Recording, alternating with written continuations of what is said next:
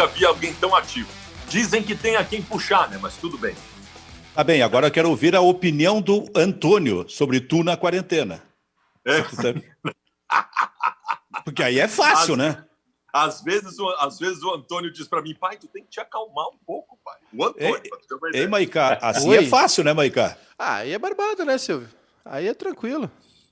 É só um lado, mas é como as coisas funcionam no Brasil. O que interessa é o meu lado, o que interessa é o que eu penso.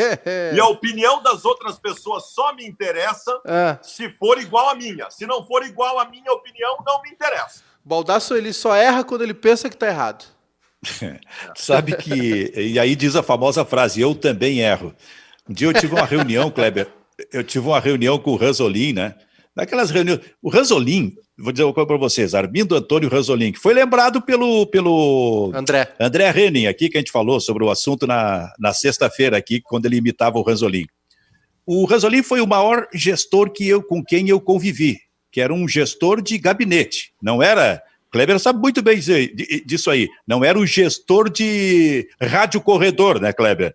Era gabinete. Então, quando ele chamava a gente para dar, com todo respeito, deve ter acontecido com todos vocês, uma puteada, ele levava a gente na sala dele, dava a puteada e escutava quem estava sendo xixizado naquele momento, e quando ele saía, porque aí ficava toda a curiosidade fora, a começar por quem já estava mais perto da sala. Com que feições ele vai sair da reunião? E aí, quando o Ranzolin terminava a reunião, chegava na porta, o Armindo abraçava o cara, abrindo a porta, ele abraçava e começava a rir, como se a gente estivesse contando piadas naquele momento, frustrando a audiência lá fora. Não sei se tu lembra disso aí, Baldasso. Não, e o Ranzolin tinha uma outra coisa maravilhosa como gestor. Para mim também, foi o melhor gestor que eu tive. O Ranzolin, ele tinha elogios a te fazer, mas ele não fazia. Ele aproveitava a reunião da mijada para te fazer os elogios. Então, se tu era chamado para uma reunião com o Ranzolin, a única coisa certa é que tu tinha feito alguma coisa errada, tu ia ser puteado. Mas poderia ser que ele aproveitasse para te elogiar pelas coisas certas que tu tinha feito em determinado momento. Então, sempre que alguém era chamado para uma reunião com o Ranzolin, ficava todo mundo na expectativa. O que esse cara aprontou? Era assim, Kleber?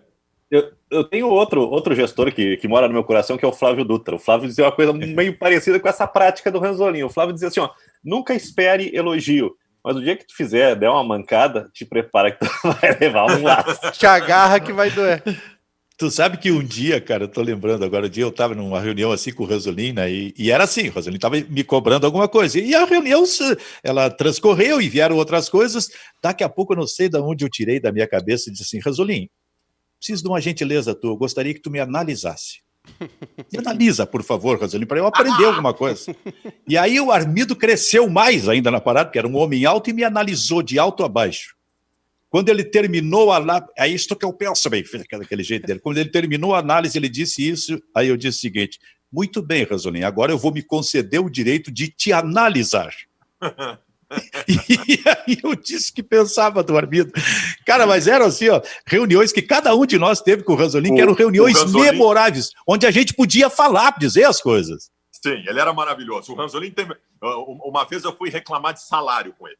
A minha condição era a seguinte, eu era estagiário da Rádio Gaúcha e eu ganhava R$116 por mês. Mas quem... Eu ganhava R$116 por mês. Mas quem é que extrapolou no teu salário, cara? aí o seguinte, aí eu fui contratado em determinado momento, 2 anos depois, aí eu passei a ganhar R$600, que era uma merda igual. Pô, mas olha, mas de 100 para 600, meu? 600. Que ano é isso, Baldasso? Em determinado momento, alguns meses depois, eu fui reclamar do meu salário. Eu pedi uma reunião com o Ranzolin, eu fui reclamar do meu salário. Quando eu entrei na reunião, o Ranzolin, a primeira coisa que ele disse, olha, Baldasso, a primeira coisa que eu tenho que te dizer é o seguinte, tu é o único funcionário desta empresa que teve 300% de aumento nos últimos tempos. Me quebrou no meio. Eu saí de lá achando meu salário maravilhoso e que eu era o cara mais valorizado da empresa. Isso é que eu defino, Kleber, como talento.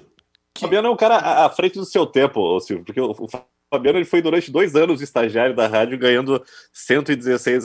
E nesses 2 anos ele saiu de rádio escuta para repórter. Já tinha algum problema, tinha um pepino. Fabiano Baldasso, vai lá. Eu sabia que era seguro, vai lá que ele resolve, né?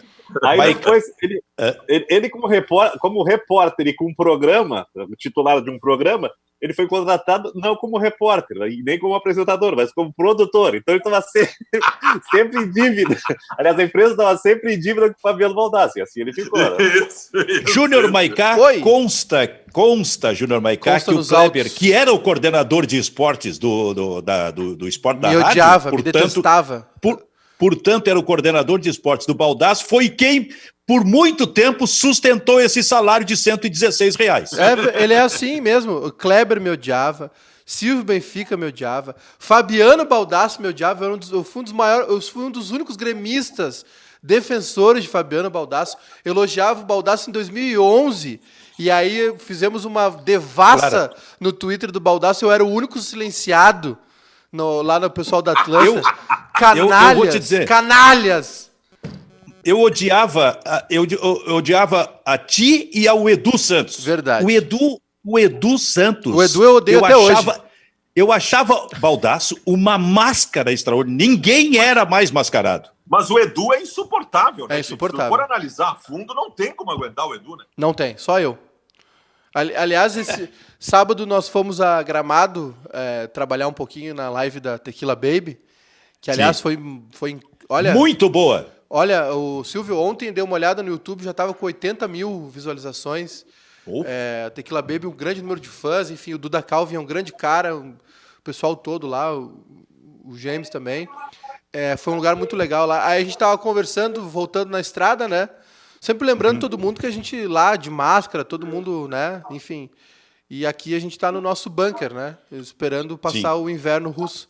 E aí o Edu falou assim, não sei como é que a gente dura tanto tempo, não sei como é que vocês me aguentam, para mim e pro irmão dele. Eu falei, olha, meu amigo, também não sei, não faço ideia do que está acontecendo, mas estamos aí, né? A grande dúvida é como é que o Edu se atura, né? Aliás, é um horror para mim, porque eu virei o ombudsman do Edu, todo mundo quer saber do Edu, o que ele faz, por que ele é assim, eu não aguento mais falar do Edu. Então é o seguinte, a famosa frase que a gente lembrou recentemente, me ouvi e gostei.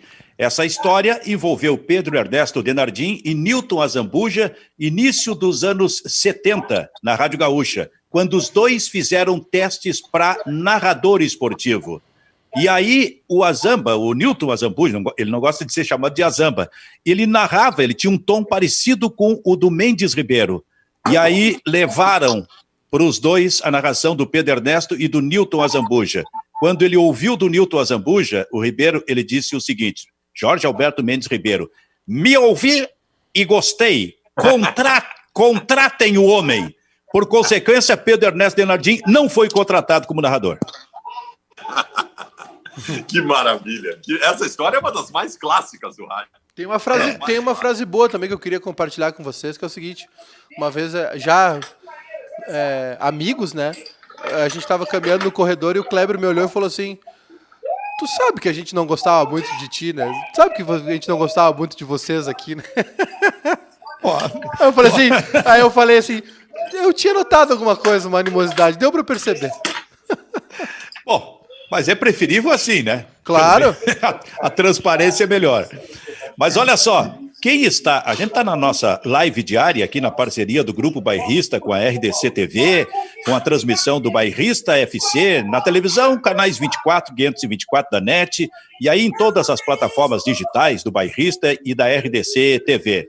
Agora, quem espera encontrar nesse programa aquela pauta sóbria, fundamentada apenas no futebol, no momento em que não existe futebol, está enganado. Aqui vai encontrar daqui a pouco um programa que começa desse jeito. Inclusive, estamos tomando bronca, Silvio, no WhatsApp, porque tem um áudio vazando. Tem alguma TV aí, alguma coisa Tem vazando. Alguma coisa. Isso é verdade. Eu estou ouvindo aqui também. Talvez seja o Antônio aqui. Antônio, põe o pause aí, filho. Vai ver lá no teu celular no quarto.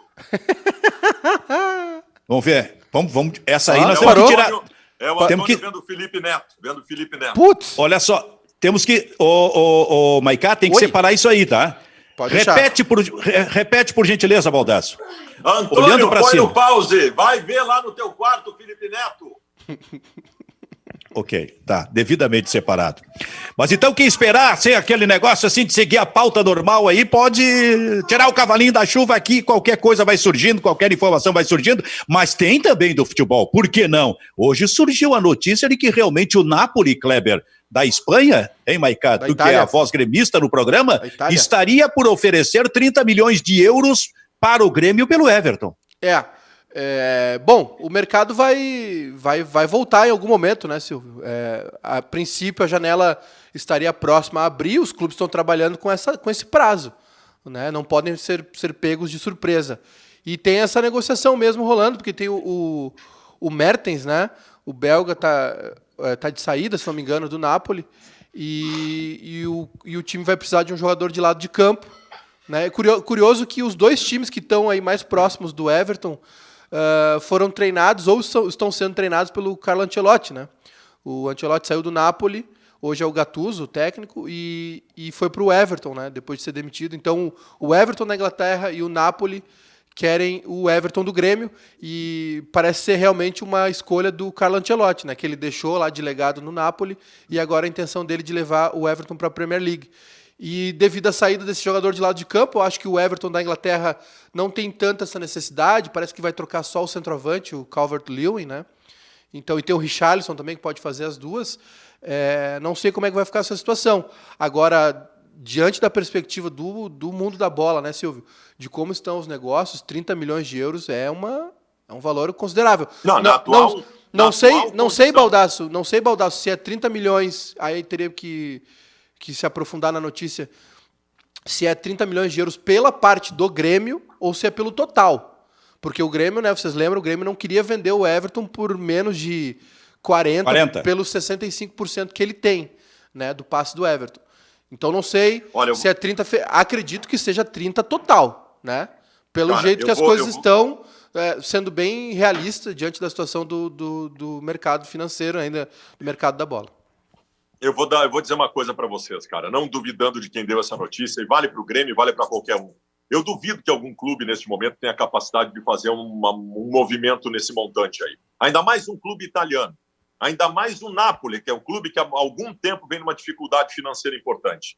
E se fizer, o Grêmio, que em outras oportunidades analisou condição de time, de mercado, de competições, qualquer proposta perto disso aí se aceita. No caso do Inter é a mesma coisa. Esses dias se falou que o Inter tinha projetado vender o Bruno Fux por 15 milhões de euros. Se oferecer 10 milhões de euros para o Internacional hoje, o Bruno Fux é levado numa limusine para o aeroporto Salgado Filho.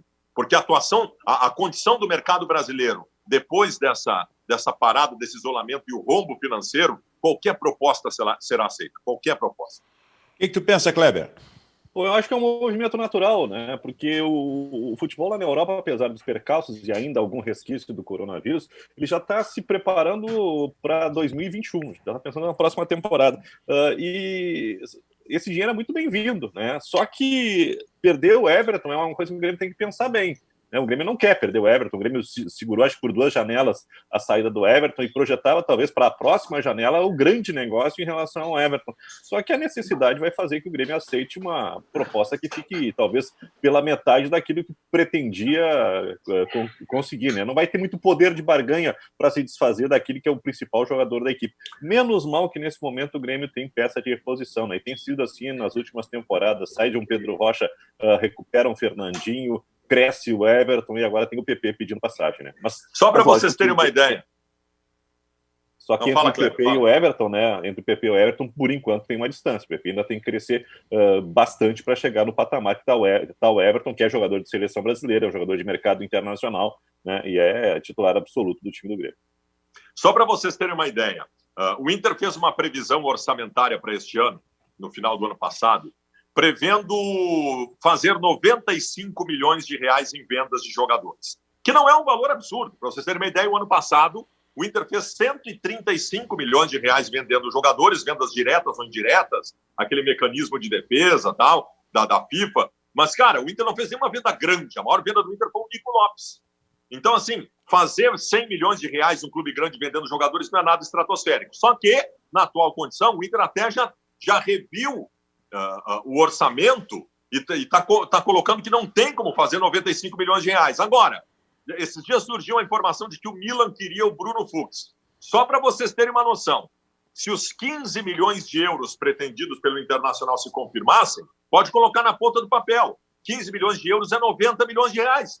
Só com 15 milhões de euros do Bruno Fux, o Internacional, no meio do redemoinho do furacão, quando achou que não ia ganhar mais um centavo, os 15 milhões de reais praticamente cumpririam a previsão orçamentária de venda de jogadores para essa temporada. Por isso que eu estou dizendo, o que aparecer para vender, esses dias eu entrevistei o Rodrigo Caetano, ele disse o seguinte, ele foi curto, grosso, direto, frio, calculista, e o torcedor não gostou do que ele disse. E ele disse o seguinte, nós não vamos contratar ninguém, nós queremos manter o grupo até o final do ano e não vamos conseguir, porque nós vamos ter que vender jogador, e se vender jogador não vai ser para comprar outro, vai ser para tampar o buraco. Vai por curto, grosso e direto, Rodrigo Caetano. E de acordo com o momento que a gente está vivendo, né, cara? Falta dinheiro, mais do que faltar, sai dinheiro.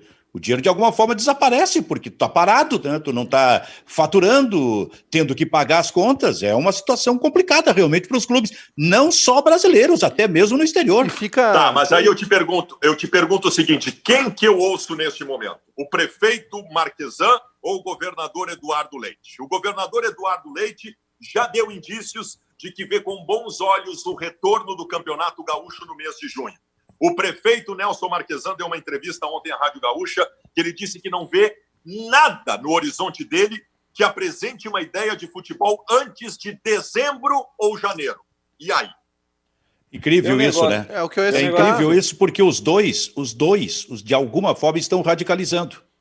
Porque o Eduardo Leite, o governador do estado, não pode pensar em futebol, na minha opinião, Silvio, no mês de maio. Futebol dentro de campo. Não estou falando da reapresentação para treinamentos bem setorizados, bem estruturados dos clubes, mas especialmente dos grandes clubes. Porque eu não sei se isso o pequeno clube consegue fazer. Mas o que eu estou querendo dizer é o seguinte, neste momento, o futebol dentro de campo, para mim, é uma irresponsabilidade pensar em futebol do mês de maio. E sob esse aspecto, erra o governador do estado, mas também erra o prefeito ao dizer que só vê futebol, a possibilidade de futebol em 2021. Quer dizer, também, digamos, Maicá, radicalismo dos dois lados. Silvio, eu discordo um pouquinho. Eu acho que o Marquesan não foi tão radical assim. Eu acho que ele foi, talvez, das duas opiniões, a mais próxima da realidade, digamos assim. Por mais que pareça ser uma coisa muito forte, né? Dizer que se tivermos futebol só no final do ano ou no ano que vem, mas eu acho que isso é mais próximo da realidade do que achar que a gente vai ter futebol em maio. O pessoal colocou agora há pouco as imagens aqui que nós recebemos, do CT Luiz Carvalho hoje pela manhã sendo preparado para a chegada dos jogadores, né? É a área 51, né? Tá de novo aí na tela para o pessoal. Isso aí é lá no centro de treinamento do Grêmio, o pessoal desinfetando tudo, né? Quimicamente, porque os jogadores vão voltar a treinar. E assim, se tem algo, Silvio, mais próximo da realidade, eu acho que foi mais o que o Marquesan disse. Eu acho que maio, por exemplo, esse próximo mês agora que a gente está, né, a nossa primeira semana de maio aí, eu acho que daqui mais uns 10, 15 dias nós vamos ter um aumento enorme do número de mortos, infelizmente. Eu acho que esse vai ser... Mas, gente, a grande... Baldasso, nós estamos agora naquele momento da curva, é que como aqui a coisa... A gente teve um imediatismo errado, porque, assim, agora é que está começando o problema, de fato, no Brasil. O isolamento social retardou isso, só que essa ânsia em abrir as coisas, essa ânsia em voltar à normalidade... E eu já falei 1000 vezes aqui que eu entendo o pequeno comerciante, eu respeito tudo isso, entendeu? Não desdenho disso. Nós no Bairrista, estamos sofrendo com a quarentena, com a pandemia, né? A gente não... enfim, é geral a coisa. Só que existe algo maior do que tudo isso, entendeu? E quando a gente vê mercados sendo reabertos, mercados que eu digo centros comerciais, enfim, Blumenau foi um exemplo clássico disso. Abriu um shopping com um saxofonista tocando, os comerciantes aplaudindo, o pessoal retornando, e teve um aumento exponencial. de casos que não tinham ocorrido ainda na cidade. Entendeu? Eu acho que o Grêmio e Inter vão voltar a treinar e logo em seguida vão parar de treinar, porque não vão suportar a pressão, porque agora o aumento de casos e de óbitos, fora o que a gente tem já de subnotificação, vai ser muito grande. Deixa eu fazer um cenário para vocês. Eu quero colocar um cenário para vocês sobre o retorno do futebol. Em junho, por exemplo, jogar o Campeonato Gaúcho. Mas vamos pegar o Campeonato Brasileiro, por exemplo, ficar mais forte. Começa o Campeonato Brasileiro, portões fechados e o processo em andamento do contágio no Brasil. Todos os jogadores serão testados pelos clubes semanalmente, diariamente, não sei.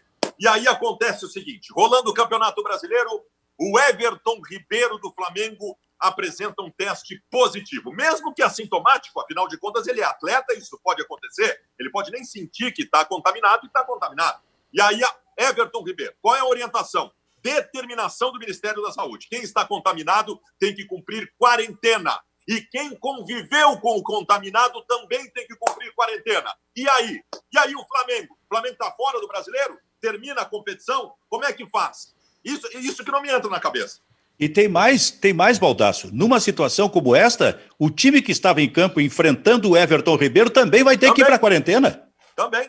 Né? São 2 times. Envolve 2 times. Olha, cara, é uma coisa assim que eu não sei. Sob esse aspecto, eu entendo o que o Maicá falou do Marquesan. Que se tiver que ficar entre o Marquesan e o Eduardo Leite nesse momento, o Maicá fica com o Marquesan, ainda que o Marquesan entenda que seja muito difícil futebol nesta temporada. Não é nenhuma escolha, não é uma escolha política minha, eu só acho que o Marquesan está mais próximo... Não é escolha política. Sim. Só para esclarecer. É a informação de uma autoridade. Eu acho que ele está mais próximo da realidade, a gente ter, quase não ter futebol esse ano do que ter agora em maio. Acho muito pouco provável. Eu acho que tu tem razão. Eu tendo a concordar contigo e também acho que a realidade do Marquesan talvez esteja mais próxima do que a do Eduardo Leite. Mas eu vou dizer uma coisa para vocês. Se não voltar futebol em 2020, o rombo vai demorar 5 anos. Sim. Grandes clubes vai demorar 5 anos para recuperar. 5 anos. E pequenos quebram. Pequenos vão fechar. Jogadores pequenos vão ficar no completo desemprego, abandono, numa situação que já é complicada para eles e que só vai, Kleber Grabowska, piorar. Eu estava acompanhando nesse final de semana, trocando uma ideia com o Marco Aurélio Souza, lá que está em São Paulo. Lá em São Paulo e no Rio de Janeiro a situação é completamente diferente. E ouvindo também o Pedrinho na Sport TV, né, existe muita crítica a respeito dessa decisão da dupla Grenal de voltar ao treinamento. Eles acham inconcebível que a coisa volte. Só que a gente tem aqui no Rio Grande do Sul uma situação mais tranquila em relação ao centro do país, né? Só que a gente está se preparando para o pior e as pessoas não estão percebendo isso. Há pouco o Júnior falou, vai chegar ao final de maio, início de junho, quando está se prevendo a bola começar a rolar, a gente está vivendo uma situação completamente diferente, muito mais caótica do que tem hoje. Então, para que voltar aos treinamentos agora se tu não tem a segurança de que o campeonato vai ser resolvido, né? Então a gente está fazendo as coisas de uma maneira meio precipitada. Eu acho que primeiro tem que ter a segurança de que a situação está sob controle e depois chama os jogadores. Não, primeiro chama os jogadores, depois a gente vai ver o que vai fazer.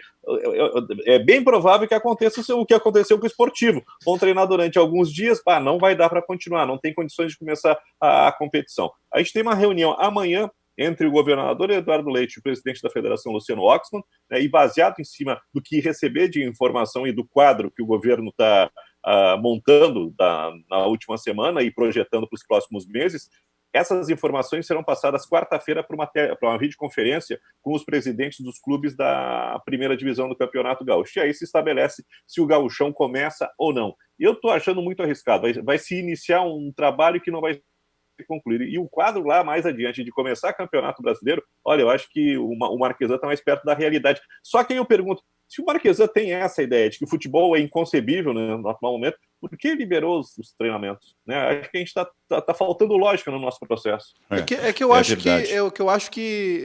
Eu acho que falta um posicionamento mais claro até dos clubes também, sabe? Porque assim, se a gente for analisar pelo lado esportivo da coisa, os jogadores, a não ser que eles tenham uma lesão muito grave, eles não ficam 50 dias sem treinar, né? Nem nas férias de verão, e mesmo quando uma lesão de joelho, enfim, começa aquele processo de fisioterapia, né?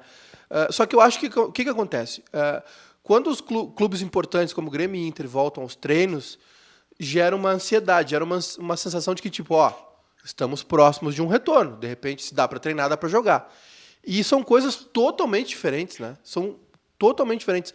Um treinamento, por mais que a gente tenha visto as imagens hoje, que, né, é uma dificuldade isolar tudo, limpar tudo, enfim, é um processo quase de, né, como eu falei, quase de área 51, ali, os caras todos de branco ali, limpando todo o CT. Chernobyl total. Só que o que acontece? Os caras vão treinar em turnos diferentes, isolados, 2 metros, 3 metros de distância, não vão ter contato. Eu consigo entender, eu consigo ver isso, entendeu? Eu consigo entender. Só que para mim falta um posicionamento oficial, seja do governo, da federação ou dos clubes, que diga assim, cara, como aconteceu na Inglaterra, futebol aqui, a gente só vai discutir para junho. Até 31 de maio não tem futebol. Então é isso, entendeu? Os clubes na Inglaterra estão retornando aos treinos, mas se sabe que não vai ter futebol. Entendeu? Então, quando o Grêmio e Inter voltam a treinar, dá uma sensação do tipo assim, realmente, talvez volte, daqui a pouco a gente vai ter jogo, né? E eu acho que falta isso, falta uma comunicação, porque se Grêmio e Inter chegarem e disserem assim, olha, os jogadores vão treinar com distanciamento social, com todas as precauções necessárias, não vão se tocar, enfim, é só para manter a parte física, e a gente não vai ter jogo, acho que estaria tudo mais tranquilo, né? Então, gera uma expectativa desnecessária na população. Deixa eu atualizar aqui, a gente teve nas últimas horas mais 7 mortes no Rio Grande do Sul.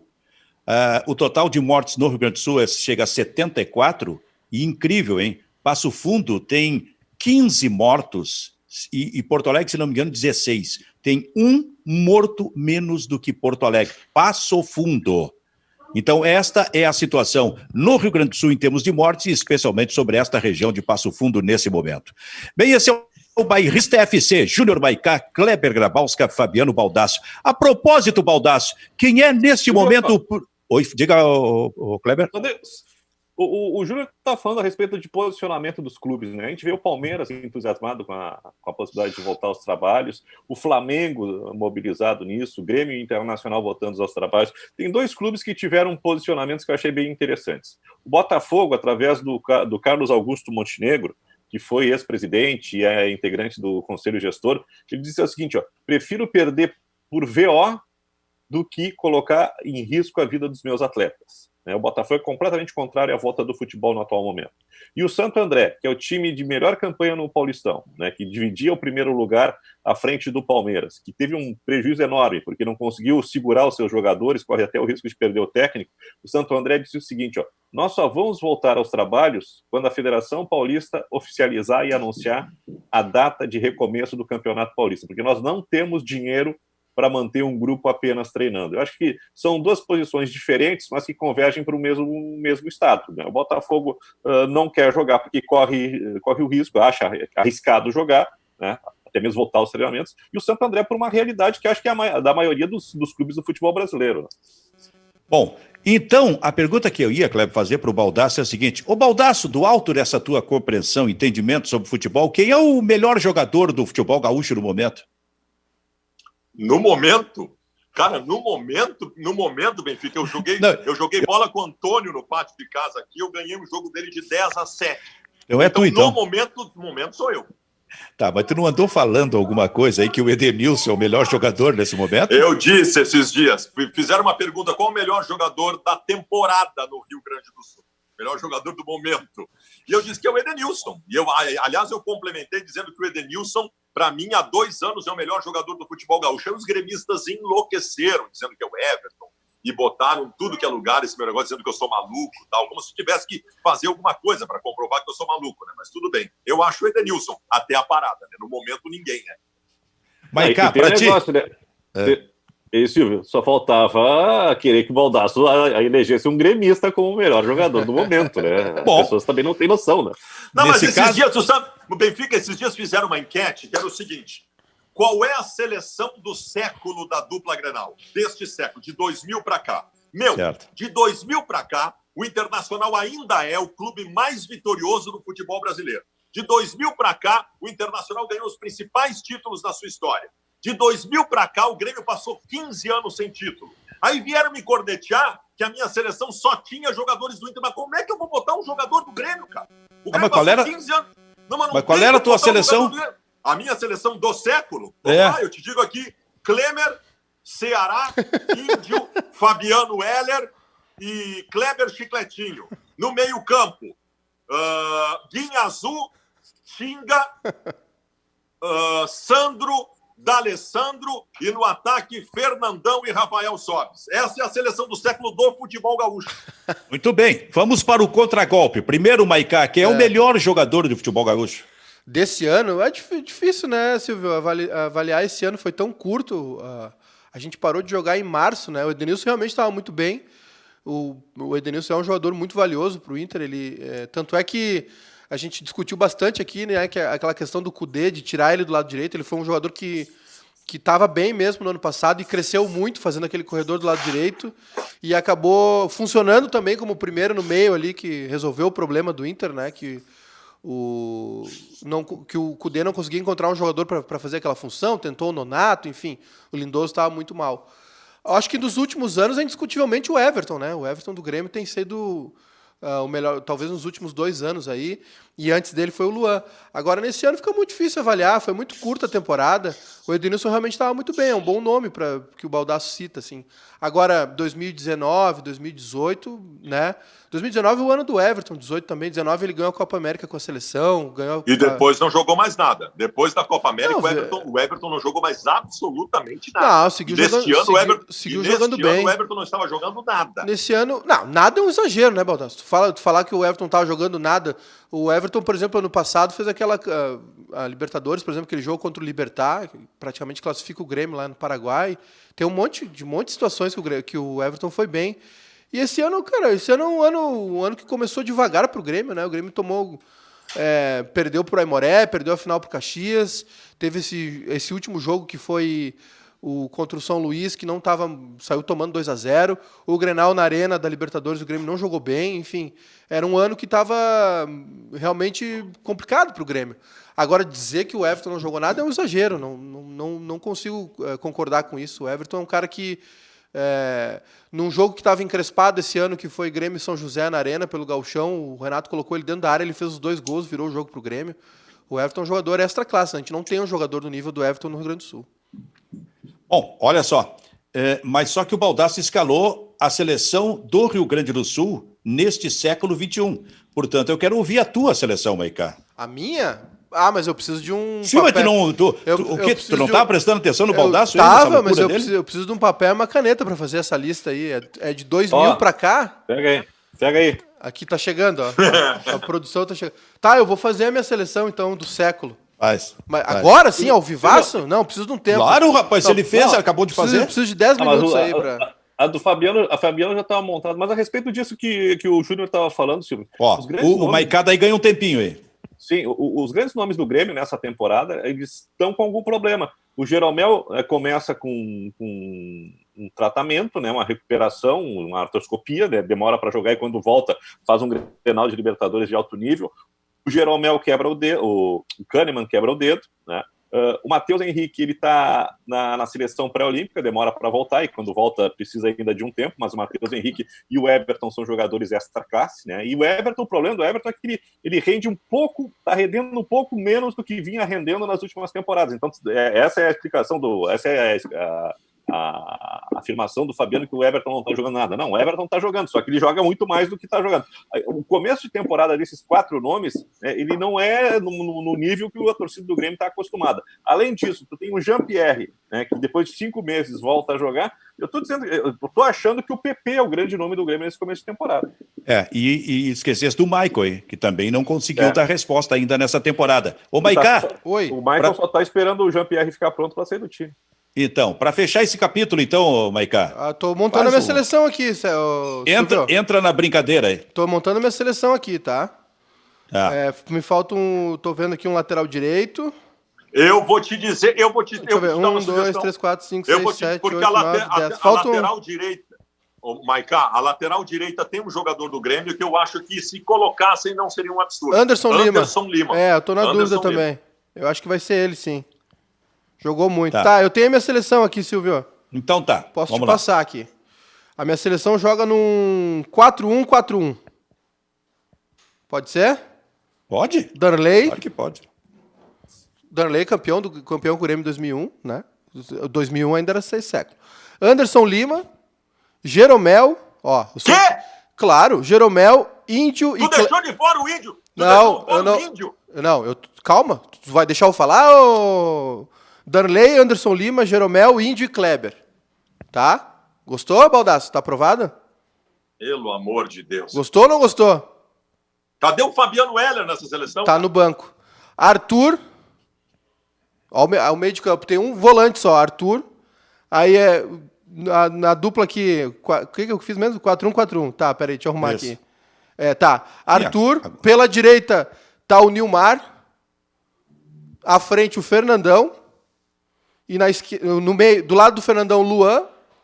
Pela esquerda o Everton. E na frente o Yarley. E o técnico, Beleza. obviamente. O Renato. D'Alessandro não está na seleção Tá no do banco, século tá do no Maicá. banco. Eu tô levantando, eu vou lá pegar um negócio para tomar, porque eu preciso respirar depois dela. Tá no banco. O D'Alessandro tá no banco. Mas olha.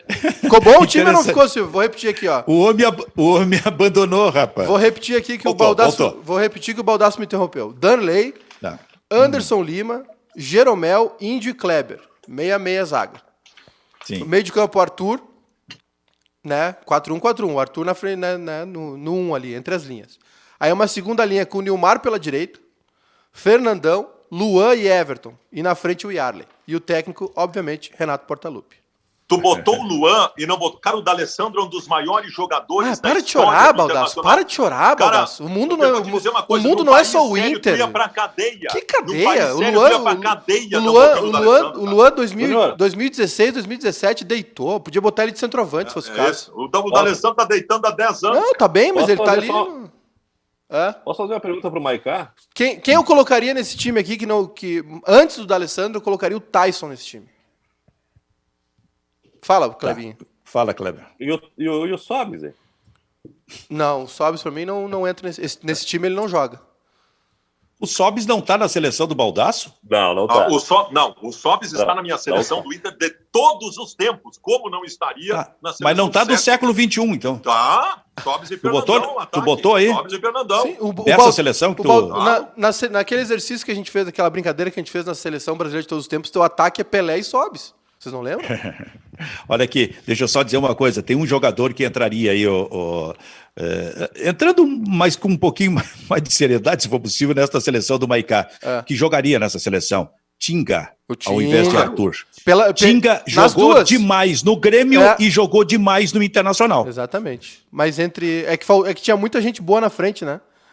Não, mas bota no lugar do Arthur. Não, aí não dá. Aí o Arthur acho que jogou mais. O Arthur jogou um ano no Grêmio, cara. Mas Ele jogou demais jogou nos dois. muito. Kleber, decide essa parada aí. Entre o Arthur e o Tinga, eu ficaria com o Tinga, né? E como é forte esse time do Grêmio de 2001, né? A gente está 20 anos depois ainda lembrando, né, da qualidade daquele time. E eu colocaria mais um nome para discutir aí. O lateral esquerdo da seleção, por enquanto, está aparecendo o Kleber, né? Eu colocaria o Roger como lateral esquerdo. O Roger. Mas é que o Roger, é que assim, ó, o Roger, Kleber. Para! O Roger é que. Não eu pode. acho que É só do valeria a Inter. discussão Não, é só do que Inter, não pode. Não, ouçam. O Roger do Rubens século Cardoso. XXI, o Roger do século XXI não era mais lateral esquerdo. O Roger não era. zagueiro pela esquerda. Não era mais. Por isso que eu não levantei essa discussão. Mas eu gostaria aliás, de ouvir os amigos Benfica e Kleber Grabowska sobre uma seleção deste século da dupla Grenal não ter o D'Alessandro. Aliás, eu não posso deixar isso passar. O Rubens Cardoso também no mesmo caso do Tinga, né? Campeão nos dois. O D'Alessandro eu colocaria no lugar do Luan. Porque o Luan jogou muito, é bom que se diga isso. Isso até me remete para um outro assunto que eu quero colocar em seguida para vocês aí. O Luan jogou muito, especialmente em 2017. Eu vou dizer uma coisa... Mas o D'Alessandro jogou vários anos seguidos e ganhando muitos títulos com o Internacional. Vou dizer uma coisa forte para vocês. Antes do D'Alessandro nessa seleção veio o Juliano. O Juliano foi o melhor jogador Juliano foi o melhor jogador da Libertadores de 2010. Claro, né? É evidente, Juliano, tu bota o Mauro Galvão, os jogadores do Inter que tu coloca são os que jogaram no Grêmio. Mauro Depois Galvão pode aparecer. Não é isso. Não é isso. Não, nada a ver. Eu respeito muito o D'Alessandro, acho que ele joga muito, mas eu acho que nessa turma aqui ele tá um pouco abaixo, só isso. Ele é um grande líder. Maiká? Ele é um cara que. Ele é um grande líder, é um cara que sabe ser ídolo, porque não é moleza ser ídolo. Tem um monte de responsabilidade. Só que nesse meio de campo aqui, com o Fernandão, o Luan, o Juliano também, eu acho que o D'Alessandro ele tá no time, mas ele não é titular. Para mim é Fernandão e Luan ali junto. Tu tá bem, Maiká? Coloquei o Yarley de centroavante também. Olha aqui, ó. Olha aqui, ó. Tu tá bem, Maiká? 1, 2, 3, 4. Tem 5 colorados na minha seleção. 5 jogadores do Inter na minha seleção. Sobre esse aspecto é mais racional. Quantos gremistas tinham na tua seleção, Baldassi? Tem umas loucurinhas que tu fizesse, por isso que eu tô perguntando se tu tá bem. Eu acho que é que o D'Alessandro... Não, é que o D'Alessandro é o seguinte. O D'Alessandro é um grande jogador. É um grande jogador. Ainda é um grande jogador, mesmo com a idade, para ver como o D'Alessandro é craque, ele com a idade que ele tem, ele ainda desequilibra, ainda faz coisas dentro de campo, mais do que qualquer um jogador com 20 e tantos anos. Só que eu acho que depois da Libertadores 2010, tem um ano, acho que 2013 é um ano que ele joga muito, né? Depois ele sai do Inter, volta, a idade chegou para ele, é só isso. Nesse século, é que o D'Alessandro, cara, discutir o D'Alessandro com o Colorado é discutir o Renato com o gremista, entendeu? São coisas diferentes. E eu vejo o D'Alessandro como jogador, né?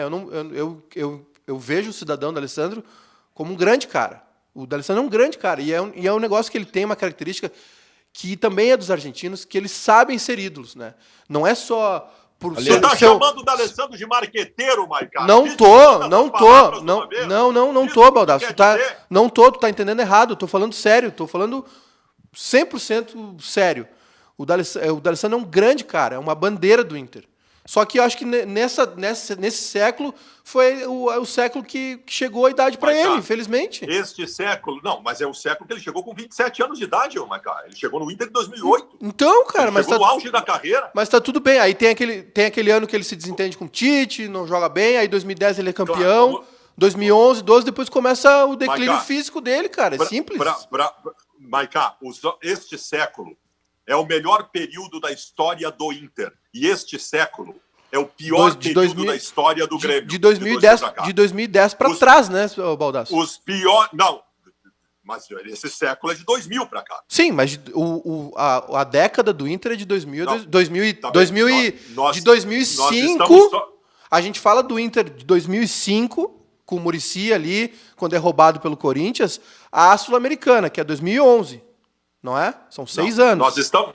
Não é todo o século do Inter. O Inter... Ok, o Inter começa o ano quase rebaixado contra o Paysandu.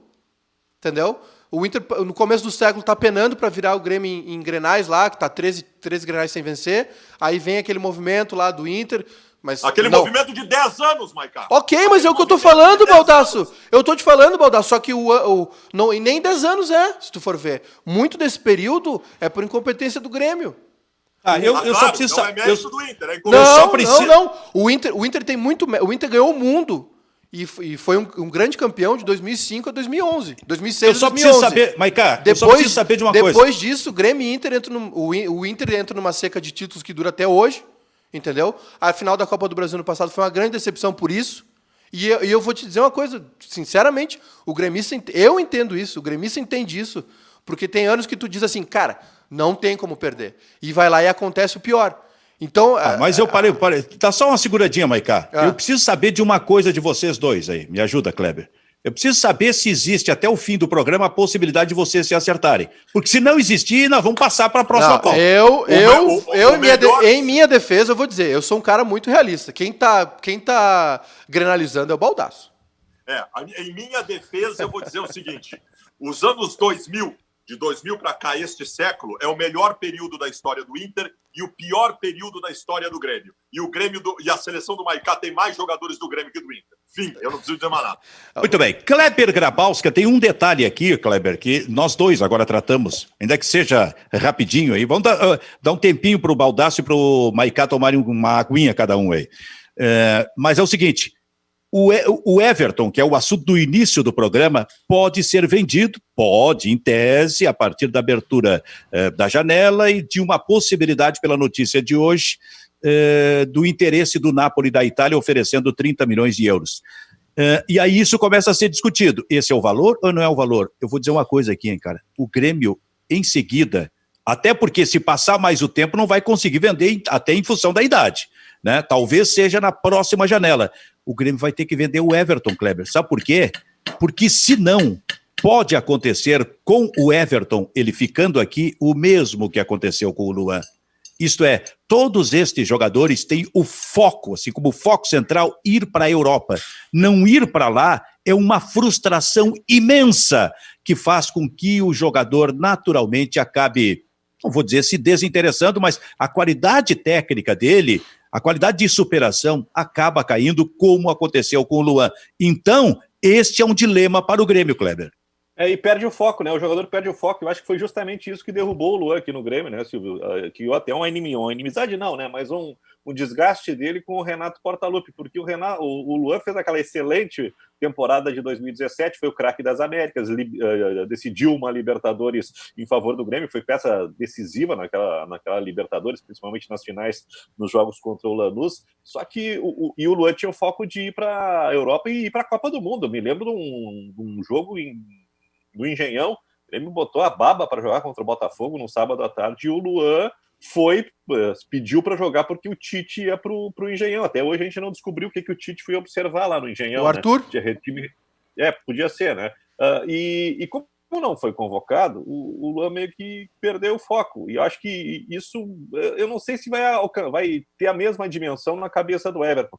Acho que o Everton é um jogador mais preparado, mas sem dúvida nenhuma. O jogador profissional é movido a desafios, né? E quando percebe que não vai atingir aquilo que tu planeja, que tem como sonho de realização, tem um desânimo. E o Luan, acho que foi isso que atrapalhou o rendimento dele. O Everton, acho um jogador que tem um pouquinho mais de cabeça, mais assessorado. E eu acho que, por menor que seja a proposta e por menos protagonista que seja o clube lá na Europa, eu acho que o Everton vai aceitar a proposta, não vai fazer que nem o Luan, que não quis ir para a Rússia, que não quis ir para a Fiorentina, né, que foram os clubes que estiveram mais próximos de contratá-lo, porque eu acho que o Everton tem potencial, que estando lá na Europa, de pular um degrau para um time maior.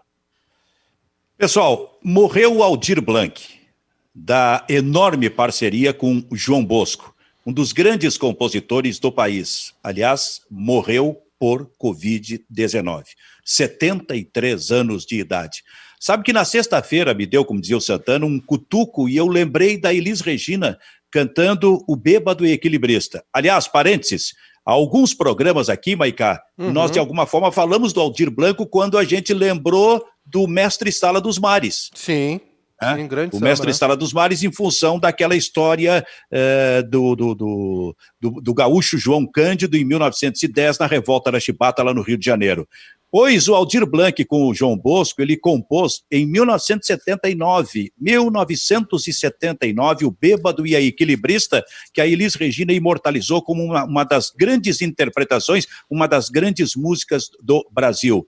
Interessante, 79 era o ano da anistia.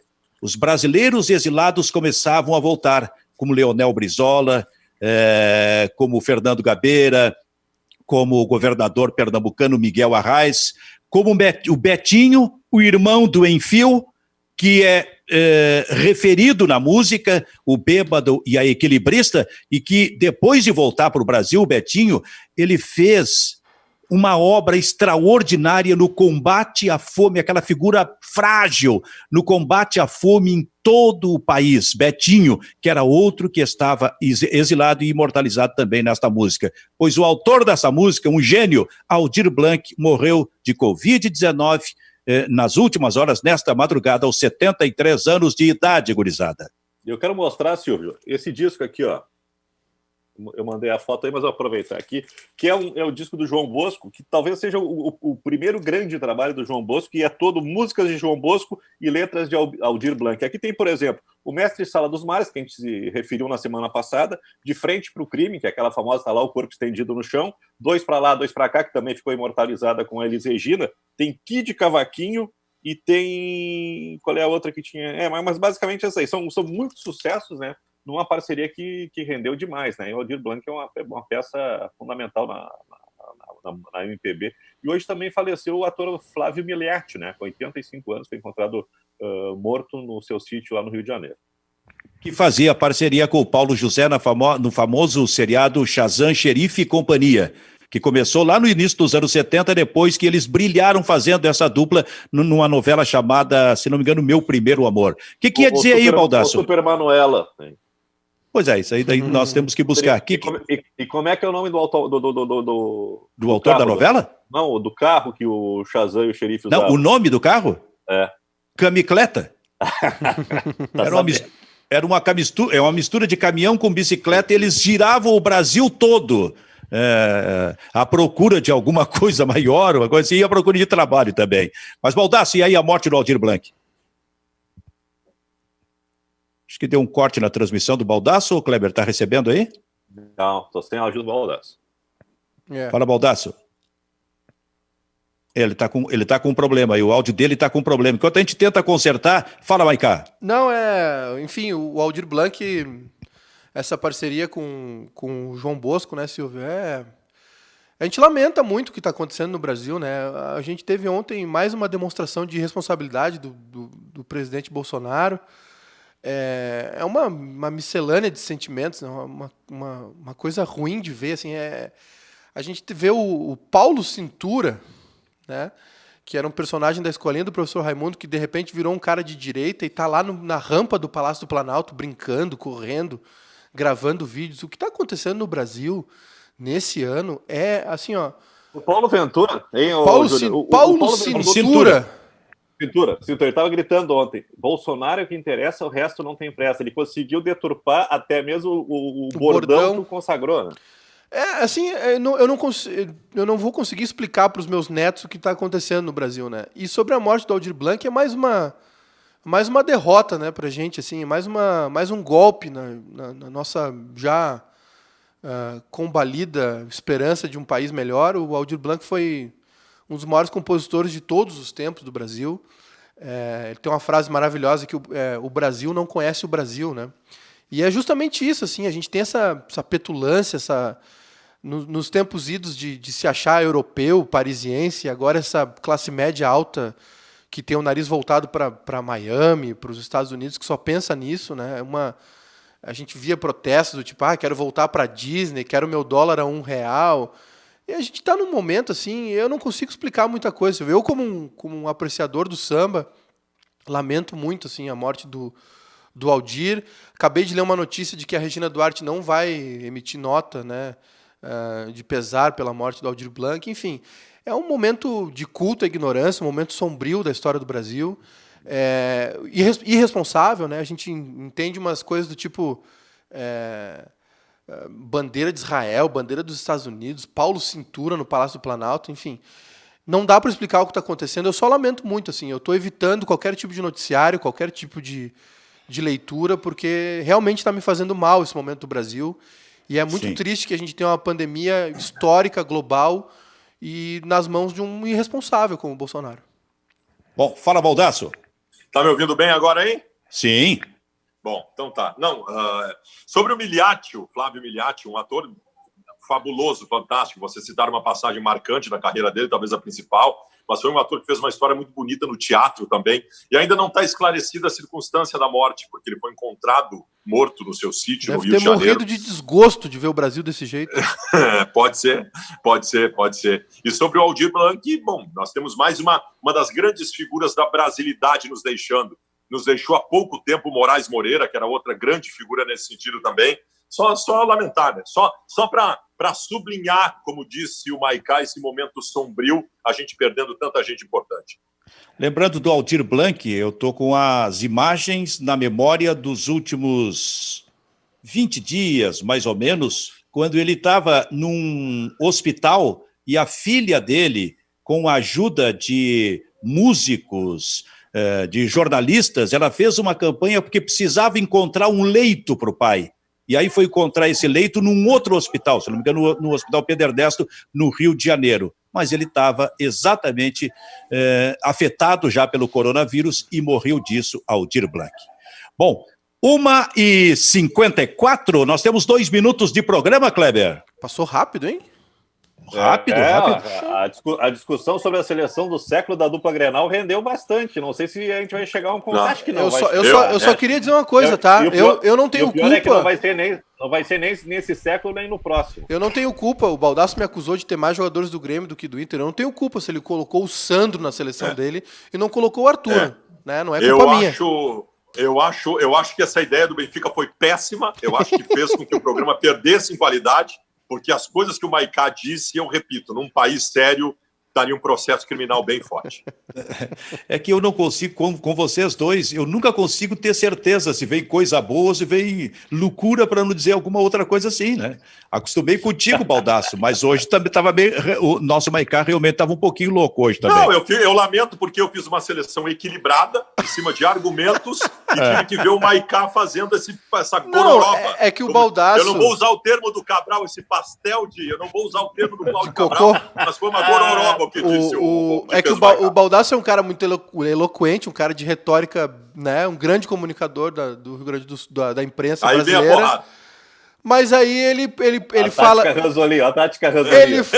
O Baldasso é um gênio, só que aí ele vem e diz pra gente que o Inter, o século é do Inter, só que eu preciso lembrar ele que o Inter foi ganhar um título de expressão em 2006, depois de 91, né, que foi a Copa do Brasil. Então, e que em 2002 o Inter quase cai lá pro Paysandu. Então, só tem que fazer esse recorte histórico, né, a glória do Inter é de 2006 a 2011, né? Assim como do Grêmio, o período do Grêmio foi ruim de 2001 a 2016. Olha só, esse debate desequilibrado entre vocês dois é interessante, mas vou dizer uma coisa só para vocês aqui. Isso vai acabar virando pauta. Vai acabar virando, Kleber, pauta. A seleção do século XXI no Rio Grande do Sul, Kleber Grabowska. É verdade. E tem um detalhe aí que a gente está lembrando, né? O Grêmio começa esse século, né, 2001, com o grande time do Tite, e o Internacional, acho que ele só consegue ter uma estrutura mais forte, mais qualificada a partir de 2005. E os últimos anos são do Grêmio. Então tem uma alternância aí. Talvez a gente tenha uma lembrança muito mais forte das conquistas recentes, mas é bom lembrar que o excelente trabalho do Tite lá na largada. E depois a importância que o Muricy tem dentro do Internacional, 2003, 2005, fazendo grandes trabalhos. Estou pensando em seguir com esse debate amanhã. Muito bem, Kleber, Baldasso, Maicá, fica por aqui o Bairrista FC. A gente volta amanhã. Tchau.